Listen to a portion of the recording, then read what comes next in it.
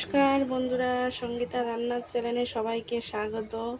তো আমি আজকে কচুর ফুল, এই যে কচুর ফুল সেদ্ধ করে নিয়েছি আমি আগের দিয়েই।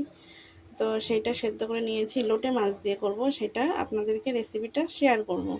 তো আপনারা দেখতে থাকুন। কড়াই আমার গরম হয়ে গেছে, এখন আমি তেল দিয়ে দেবো।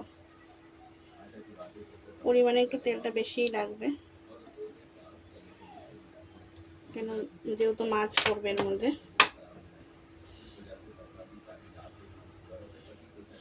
বন্ধুরা, তোমরা কেমন আছো? বন্ধুরা, আমি রোজই একই কথা তোমাদেরকে জিজ্ঞেস করি, কেমন আছো? তো তোমরা ভালো আছো তো? আমার একদম শরীরটা ভালো নেই বন্ধুরা, শরীরটা খুব খারাপ। কদিন ধরে জ্বর, গা হাত পা ব্যথা। তার মধ্যে দিয়েও করছি ভিডিওটা, যে না, ভিডিওটা আমাকে করতেই হবে।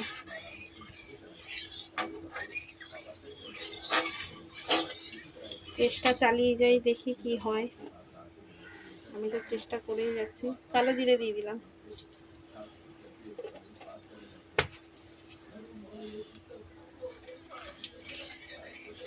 এখন আমি পেঁয়াজ দিয়ে দেবো।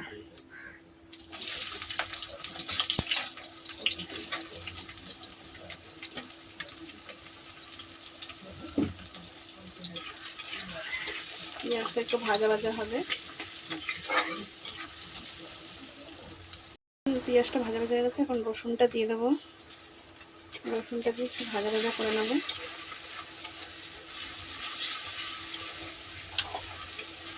এরপরে মশলাগুলো দিয়ে দিচ্ছি। লবণ আছে, আদা বাটা আছে, হলুদ আছে, লঙ্কার গুঁড়ো, জিরে ধনের গুঁড়ো আছে, সব দিয়ে দেবো।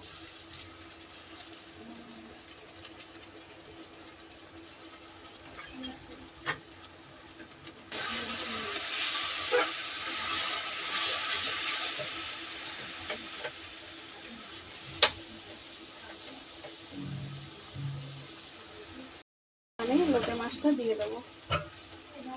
লোটে মাছটা দিয়ে দিচ্ছি, কাঁটাগুলো ছাড়িয়ে নিয়েছি, ছাড়িয়ে দিয়ে নিচ্ছি।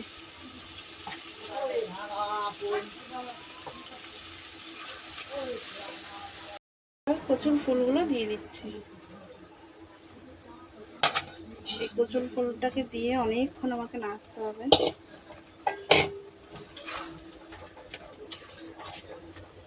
অনেকে এটার মধ্যে আলুও দেয়, কিন্তু আমি আলু দিইনি, লোটে মাছ দিয়ে করছি।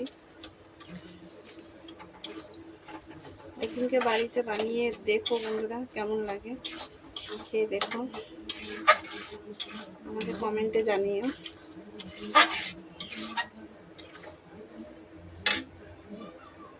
লোটে মাছের যে মাঝখানে যে কাঁটাটা থাকে, ওইটা আমি সেদ্ধ করে বার করে নিয়েছিলাম, সেটা আপনাদেরকে দেখানো হয়নি।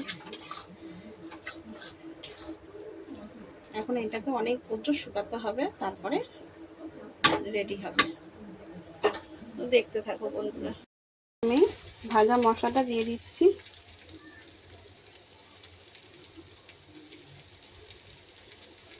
ভাজা মশলাটা দিলে গন্ধটা খুব সুন্দর হবে।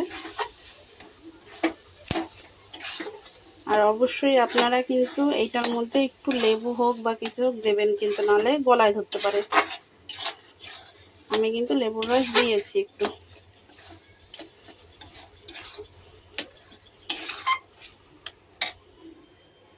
বন্ধুরা, আমার রান্নাটা শেষ হয়ে গেছে।